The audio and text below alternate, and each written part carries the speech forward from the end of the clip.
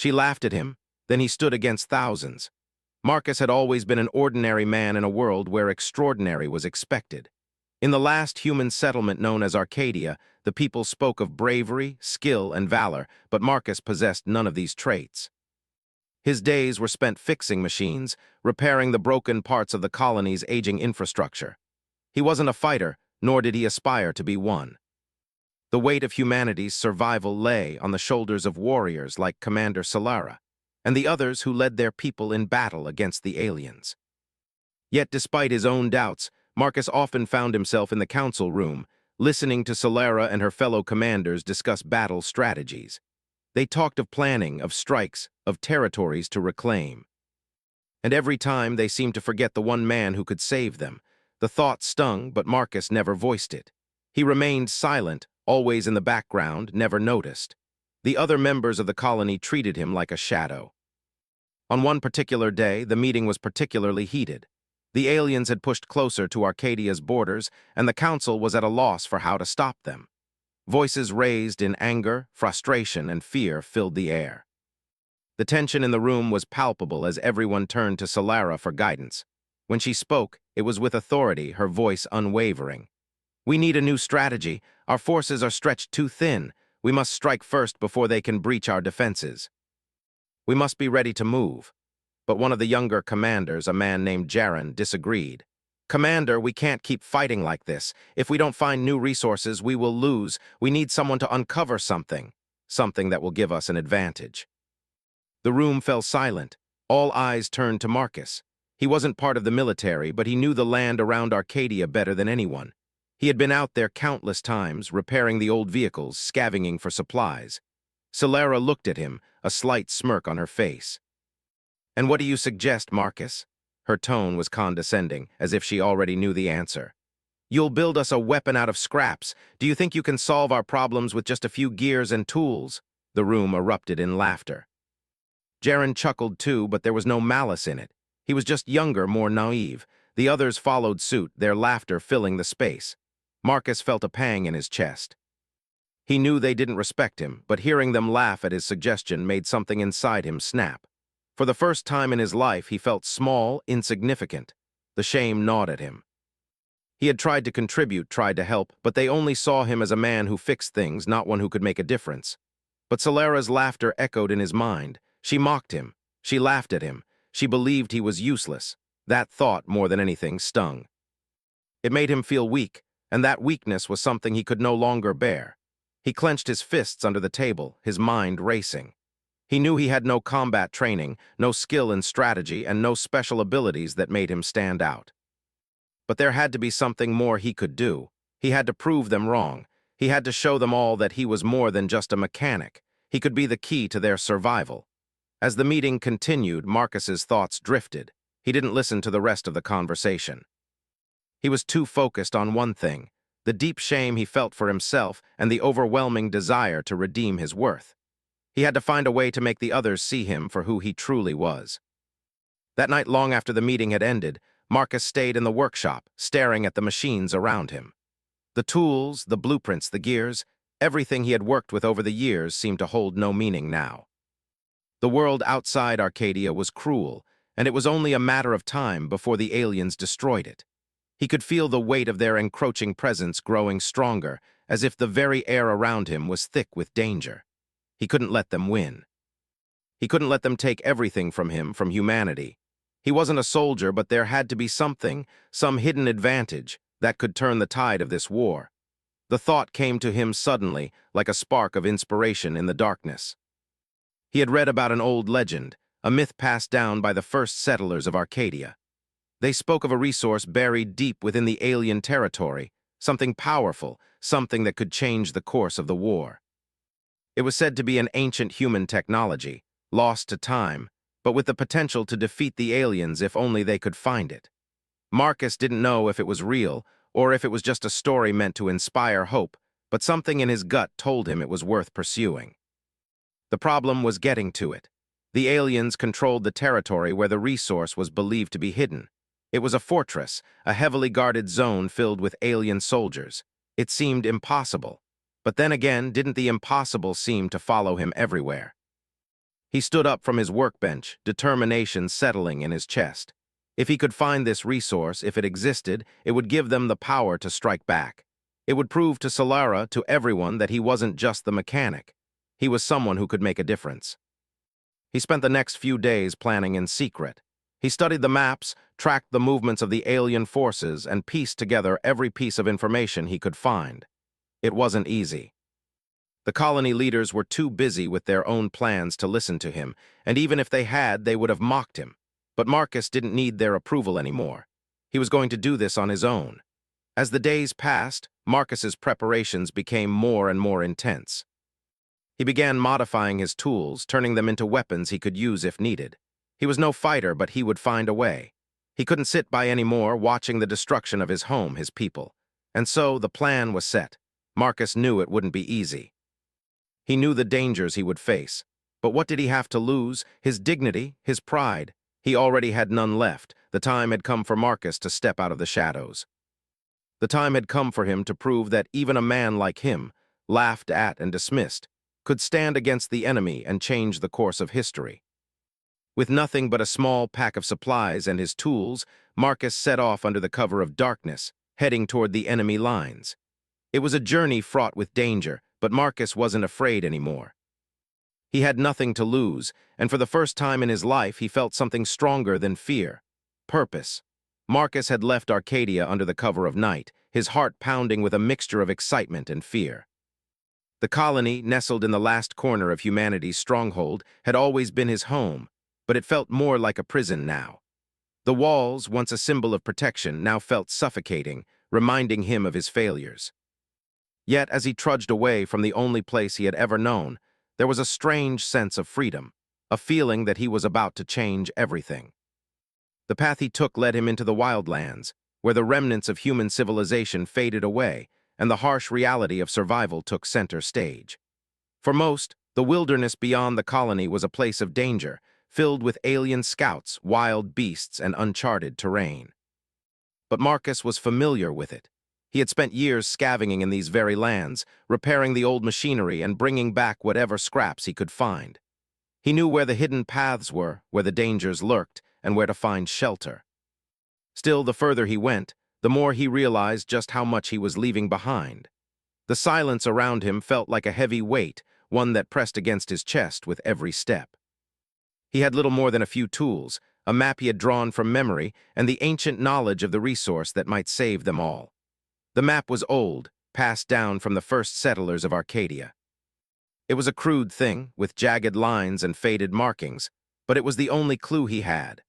The map pointed to a location deep in the alien-controlled territory, near the heart of their strongest stronghold. The thought of entering the aliens' lair sent a chill down his spine, but he couldn't turn back now. He had made a promise to himself to prove that he was more than the mechanic everyone laughed at. Days passed, and Marcus found himself navigating through dense forests and across barren plains, each day a test of his endurance. He kept to the shadows, avoiding any signs of alien patrols. The aliens had set up surveillance outposts along the borders, and he had to move carefully, using the cover of trees and hills to hide from their prying eyes. He had no weapons, only the tools he had modified to help him survive. A small, sharp blade for cutting through thick branches, a rope for climbing, and a flashlight that could double as a signal if needed. As the journey wore on, Marcus began to feel the weight of his isolation. He missed the voices of his friends, the camaraderie of working alongside the people of Arcadia. He missed the familiar hum of the machines in the workshop, the sound of gears turning and engines roaring to life. But there was no time for such thoughts. He had made a commitment, and he couldn't afford to falter now. He had to keep moving forward, step by painful step. One evening, as the sun set and the cool night air settled over the landscape, Marcus found himself standing at the edge of a vast, rocky canyon. The map in his hand trembled slightly as he studied it. The next marker, the place where he would find the resource, lay on the other side of this canyon. It was a treacherous path, filled with jagged rocks and steep cliffs, but it was the only way forward. As he prepared to cross, he heard something. A low growl, faint but unmistakable, echoed through the canyon. Marcus froze, his heart racing. He wasn't alone. The growl grew louder, and then came a rustling in the underbrush. Marcus quickly ducked behind a large boulder, holding his breath. His eyes scanned the canyon floor below, and there, emerging from the shadows, was a large alien creature. It was unlike anything he had seen before. Its scales glistened in the dimming light, and its eyes gleamed with a cold, predatory intelligence. It sniffed the air, its nostrils flaring as it searched for its prey. Marcus held completely still, hoping that the creature wouldn't notice him. Minutes passed like hours. The creature prowled closer, its massive feet making no sound as it moved across the rocky terrain. Marcus's mind raced. If it found him, there would be no escaping. He couldn't fight it. He had no weapons, no way to defend himself. But there was one thing he could do. He could outrun it. He had always been fast, relying on his agility to get by. He just had to wait for the right moment. The creature took another step forward, and Marcus could see the glint of its sharp claws. It was almost within striking distance. Then, with a sudden burst of speed, Marcus sprang from his hiding spot, racing toward the opposite edge of the canyon. The creature let out a deafening roar, but Marcus didn't look back. He pushed himself harder, his legs burning as he scrambled up the jagged rocks. His heart pounded in his chest, and for a moment he thought he might not make it. But then, just as he reached the top of the cliff, he heard the creature's growl fade into the distance. He had made it. Barely. Panting and exhausted, Marcus sat down on a rock, taking a moment to gather himself. The near-death experience had shaken him, but it also solidified something deep inside him. He had faced a deadly creature and survived. He had done something he didn't think was possible, and now there was no turning back. As he continued on his journey, Marcus found that the wilderness, once intimidating and overwhelming, became something he understood better with each passing day. He learned to read the signs of the environment, the way the wind blew, the position of the stars, the subtle changes in the ground that indicated the presence of something moving nearby. His confidence grew, and with it, his resolve. But the journey was far from over. There were more dangers ahead, more alien forces to avoid, and more challenges to overcome. Every day felt like a test, but Marcus knew that he couldn't afford to fail. He wasn't just doing this for himself anymore. He was doing this for Arcadia, for humanity's future. And with each step, he was proving that even the smallest, most insignificant person could stand against the darkness, against the impossible. After what felt like weeks, Marcus finally reached the location marked on the map. It was a hidden valley surrounded by towering cliffs. The air was thick with the scent of moss and earth, and the ground was soft beneath his feet. At the center of the valley stood an old structure, a building of sorts, long abandoned and forgotten by the world. It was here he knew that the ancient technology lay hidden. But as he approached, a feeling of dread washed over him. Something didn't feel right. He looked around cautiously, sensing that he was being watched. The hairs on the back of his neck stood up, and he instinctively reached for his knife. He wasn't sure what lay ahead, but he knew one thing for sure. He wasn't alone. The aliens were closer than he thought. The valley before Marcus was eerily silent, the air thick with the scent of damp earth and decaying leaves. He knew the ancient structure ahead was his destination, the place marked on the old map. His fingers tightened around the handle of the small knife he carried, his only means of defense. The feeling of being watched hadn't left him, and as the minutes passed, it only grew stronger. He moved cautiously, every step measured, every sound amplified in his ears. The building, or what remained of it, was made of large stone blocks, weathered by centuries of neglect. Vines and moss grew thickly over its surface, almost as if nature was trying to reclaim it. The structure stood in the center of the valley, surrounded by dense trees that blocked the sunlight, casting long shadows across the ground. Marcus hesitated for a moment, glancing over his shoulder. There was no sign of movement, no indication of danger, but the sensation of being watched refused to leave. He took a deep breath and began walking toward the entrance. The stone doorway was tall and narrow, almost as if it had been designed to keep out intruders. As he stepped closer, the door creaked open, its hinges long rusted from disuse. Inside, the air was thick with dust, and the scent of old wood and stone filled his nostrils. The darkness within was almost suffocating, and for a moment Marcus considered turning back. But he had come this far. There was no turning back now. The inside of the structure was vast, its walls lined with ancient carvings and faded symbols. Marcus couldn't make sense of them, but he could feel their weight, as though they had once held great significance. He moved deeper into the building, his footsteps echoing in the silence. The only sound was the faint hum of distant machinery, a low vibration that seemed to pulse through the walls. It was a sound he couldn't place, but it gave him a strange sense of comfort. He wasn't alone here, and the fact that something still functioned in this forgotten place filled him with a sense of hope. In the center of the room, partially obscured by rubble and fallen stone, stood a large metal structure. It was old, its surface covered in layers of dust and grime, but it was unmistakable. This was the technology he had come to find. His heart raced as he approached, his eyes scanning the intricate machinery. It was unlike anything he had ever seen before, a mix of advanced tech and ancient design. He had no idea how it worked, but he could feel its power, its potential. This was it. This was humanity's last hope. Marcus reached out to touch it, his fingers brushing against the cold metal. As soon as his skin made contact, the room seemed to come alive. The hum of the machinery grew louder, and a faint blue light flickered to life within the structure. Marcus took a step back, his breath catching in his throat. Something was happening. He didn't understand it, but he knew that this was the key to humanity's survival. The blue light pulsed again, this time brighter, and Marcus felt a sudden surge of energy course through the room. The walls shook slightly, and the ground beneath him trembled. Panic surged within him, but he fought to remain calm. He wasn't sure what he had activated, but he knew that he needed to figure it out quickly. The aliens were never far behind, and he couldn't afford to waste any time. Just as he was about to inspect the machine further, a loud noise echoed from the entrance of the building. Marcus spun around, his heart racing. He wasn't alone anymore. The feeling of being watched had been a warning, and now it had come to fruition. Through the doorway, he saw them, alien soldiers, their sleek, armored bodies moving silently through the darkness. They had found him. His first instinct was to run, but he couldn't leave the machine behind. It was too important. He had come too far. His only option was to fight, even if he had no weapons or experience in battle. Marcus reached for a nearby piece of metal debris, holding it like a makeshift club. His grip was tight, his knuckles white, but his hands shook with fear.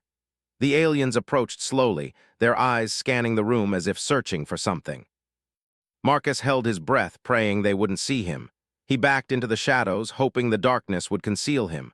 But one of the aliens, its head tilted slightly, as though sensing something, turned in his direction. Marcus didn't wait for it to get any closer. He swung the metal debris with all his strength, striking the alien in the side. The impact was hard, and the alien stumbled, letting out a surprised hiss. But it didn't fall. Instead, it snarled and raised its weapon, aiming it directly at Marcus. He didn't hesitate. With a quick, desperate move, he dove toward the alien, knocking it to the ground. The weapon fired, missing him by inches. The alien struggled beneath him, but Marcus used every ounce of strength he had to hold it down. He didn't know how long he could keep this up, but he had no choice. The alien let out another screech, its companions moving toward them. Marcus glanced around, his mind racing for a plan. He spotted the blue light of the machine flickering in the corner of his vision. It was still active, still pulsing with power. If he could reach it, he could use it to turn the tide. With a final, desperate shove, Marcus sent the alien soldier flying across the room. He scrambled to his feet and ran toward the machine. He didn't know how to operate it, but he knew he had to try. As he reached out, his fingers brushed against a set of buttons on the machine's control panel. The lights flickered again, brighter this time, and the ground shook with a sudden force. A burst of energy erupted from the machine, sending a shockwave through the room. The alien soldiers were thrown backward, their bodies crashing into the walls with a sickening thud. Marcus covered his face as the blast of energy surged around him. The air crackled with power, and for a moment he felt weightless. When the energy finally subsided, the room fell silent once more. Marcus opened his eyes, slowly rising to his feet.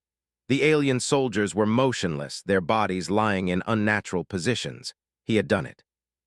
Somehow, against all odds, he had done it. The machine had worked, but his victory was short-lived. The sound of alien reinforcements echoed from outside the building. Marcus knew they would be here soon, and he couldn't stay in one place for long. He had activated the machine, but it wasn't enough. The aliens would regroup and they would come for him.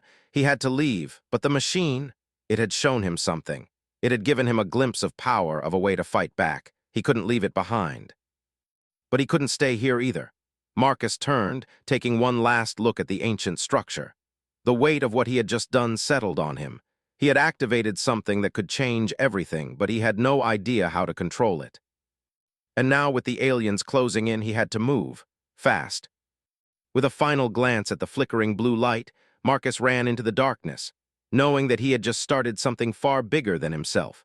Marcus's legs burned with exhaustion as he ran, the sharp echoes of his footsteps bouncing off the narrow passageways in the ancient structure. He couldn't afford to look back. The alien reinforcements were coming, and they would stop at nothing to finish what they had started. His heart raced in his chest, and every breath felt like it could be his last. The blue light from the machine flickered in his mind as he ran, reminding him that he had just unlocked something far more dangerous than he could have ever imagined.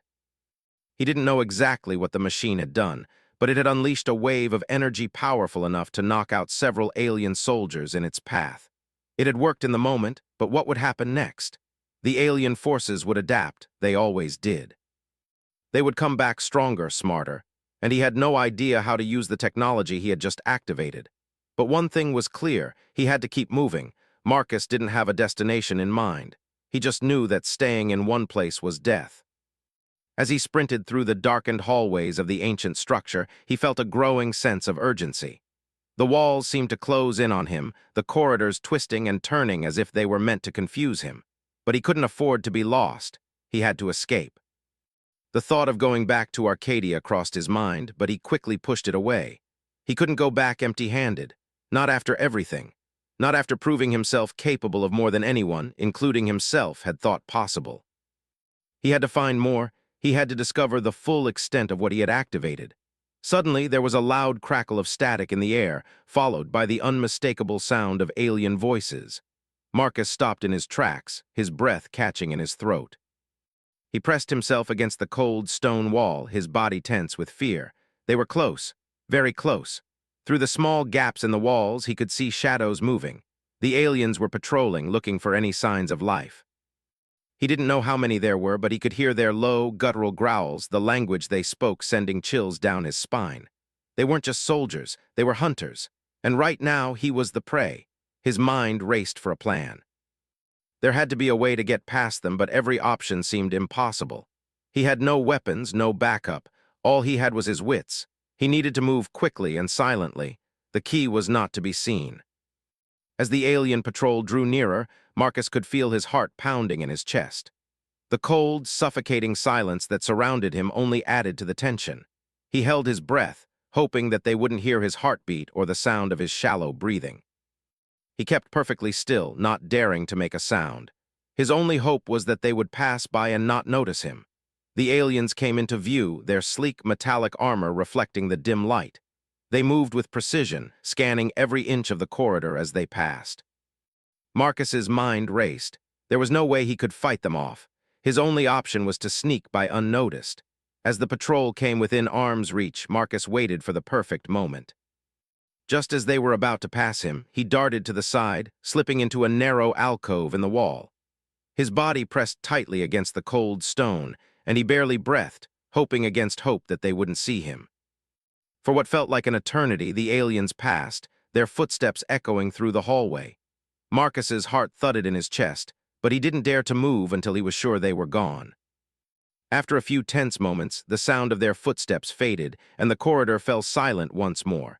With a deep exhale, Marcus let his body relax, but only for a moment. He couldn't waste time. The longer he stayed here, the more likely it was that the aliens would regroup and find him. He needed to find a way out, and fast. Moving quickly, he continued down the corridor, trying to stay as quiet as possible. The walls seemed to stretch on endlessly, and the further he went, the more disoriented he became. It was hard to tell how long he had been running, but his legs felt heavy, and his mind was starting to play tricks on him. The isolation, the constant danger, it was taking its toll. As he rounded another corner, he froze. Ahead of him, a figure stood in the shadows, motionless. Marcus's breath caught in his throat. Was it another alien soldier, or something worse? He hesitated for only a second before moving forward cautiously, his hand still gripping the makeshift weapon tightly. As he drew closer, he realized that the figure wasn't alien at all. It was human. But the person was dressed in tattered, worn clothes, their face hidden by the hood of a cloak. Marcus didn't know whether to be relieved or suspicious. Another survivor? A scout? Whoever it was, they didn't appear to have noticed him yet. He waited for the figure to move, hoping to see what they would do next. Finally, the stranger spoke, their voice low and raspy, but unmistakably human. "You're not alone, are you?" Marcus tensed, his hand tightening around the metal rod. "Who are you?" he demanded, his voice shaky but firm. The figure didn't answer immediately. Instead, they took a cautious step toward him, their eyes scanning the hallway behind Marcus. "I'm not here to fight," the stranger said, lowering their hood. "I'm here to survive." Just like you, Marcus's gaze fell on the stranger's face. The person was older than him, their eyes tired but sharp. There was something about their presence, something that felt oddly familiar.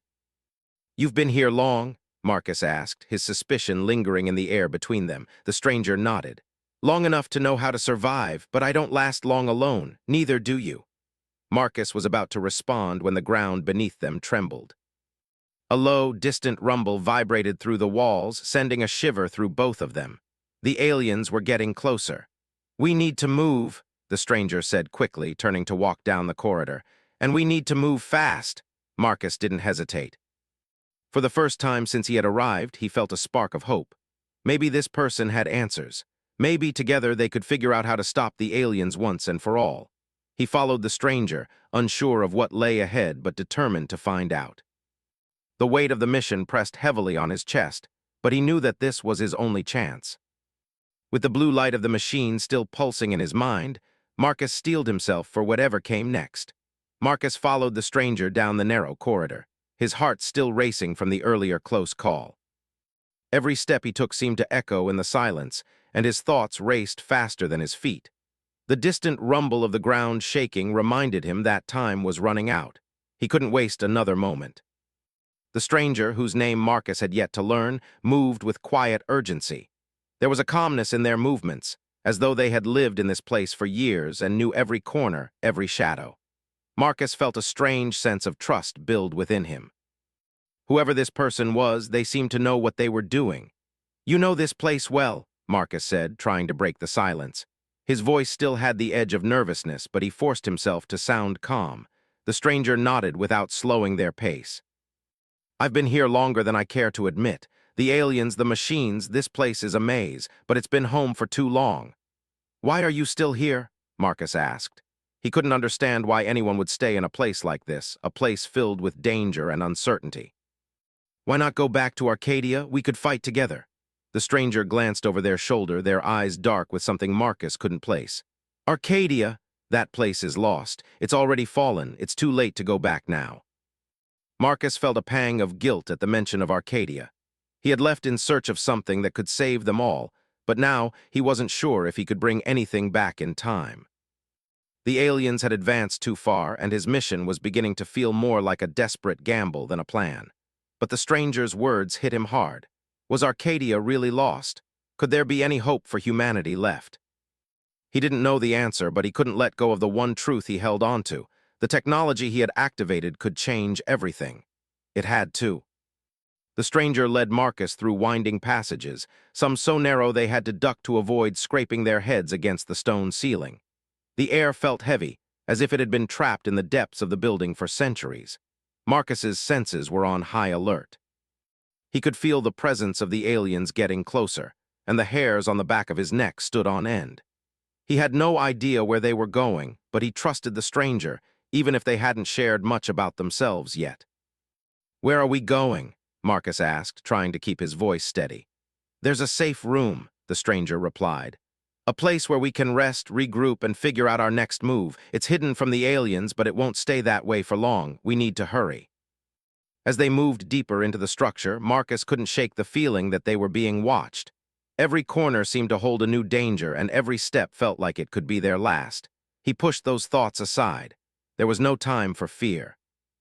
There was no time for doubt. Eventually, they reached a small, almost inconspicuous door tucked into the corner of a dimly lit hallway. The stranger paused in front of it, their hand resting on the cold metal. "This is it," they said quietly. "We'll be safe here for now." Marcus nodded, but he couldn't help the nagging feeling that something wasn't right. He had been in dangerous situations before, but this felt different. He glanced at the stranger, who seemed calm, almost too calm. It was as though they had been waiting for this moment for a long time. The door creaked open, revealing a small room filled with old equipment, machines that looked like they hadn't been touched in decades. There were tables cluttered with parts, old maps pinned to the walls, and strange devices that Marcus didn't recognize. The room smelled musty, but it was shelter. For the first time in what felt like forever, Marcus allowed himself to breathe deeply. The stranger gestured for Marcus to sit. "We've got time now. We can talk." Marcus sat down on an old metal chair, his body aching from the long journey. He had survived more than he ever thought he could, but the danger wasn't over. They weren't safe yet. "I don't understand," he said, his voice shaky. "Why are you helping me? Why are you still here?" The stranger looked at him, their eyes intense, searching. "Because you're the one who activated the machine," they said. "You're the one who can save us." Marcus frowned. "The machine, I don't even know how it works. I don't even know what I did." "You did what needed to be done," the stranger said, their tone firm. "That machine, it's the key to stopping the aliens, but it's not just about activating it. You've unlocked something far bigger than you realize." Marcus stared at the stranger, confusion and fear rising in his chest. "What do you mean? What exactly have I unlocked?" The stranger took a deep breath. "The machine is an ancient piece of technology, built by humans long before the aliens ever came to this planet. It was hidden away, lost for centuries. It has the power to disable the aliens' entire war network. The problem is only one person can control it, and that person is you." Marcus's mind spun. I don't understand. Why me? I'm just a mechanic. I'm not a soldier. I'm not a hero." The stranger looked at him with a mixture of pity and understanding. "You don't have to be. The machine chose you. You activated it because you were meant to. The energy it released. It was a signal to the aliens that humanity is still here, still fighting, and it's a signal to us that there's hope." Marcus felt his chest tight. "But what now?" "I don't know how to fight them. I don't know what to do next." The stranger reached into a small pouch at their side and pulled out a device. It looked like an old communicator, covered in scratches and dents. "You don't have to fight them alone," they said. "I know where the rest of the hidden machines are. Together we can activate them, and when we do, we'll have the power to take the fight to the aliens." Marcus stared at the device in the stranger's hand, his mind racing. This was it. This was the moment he had been waiting for. But deep down, something gnawed at him. He had come this far, but he still wasn't sure if he could really do it. Could he lead humanity's final stand against the aliens? Was he strong enough? Before he could voice his doubts, the building shook again, harder this time. The rumble was louder, more intense, as if the ground itself was trembling under the weight of something massive. Marcus's heart skipped a beat. The aliens were coming. They were getting closer, and the room, the shelter, the brief moment of safety was about to be shattered. "We don't have much time," the stranger said, standing up quickly. "The aliens know we're here now. We have to act fast." Marcus stood up, his body moving on its own. He wasn't ready, but he didn't have a choice. He had activated the machine. He had proven himself capable of surviving. Now it was time to prove that he could lead. He didn't have the luxury of doubt. "Let's do it," he said, his voice steady despite the storm of emotions inside him. The stranger handed him the device. "This is it. Together we'll take the fight to them, for Arcadia, for humanity." Marcus nodded, gripping the device tightly. He wasn't alone anymore. They weren't alone. The fight for humanity's survival was just beginning.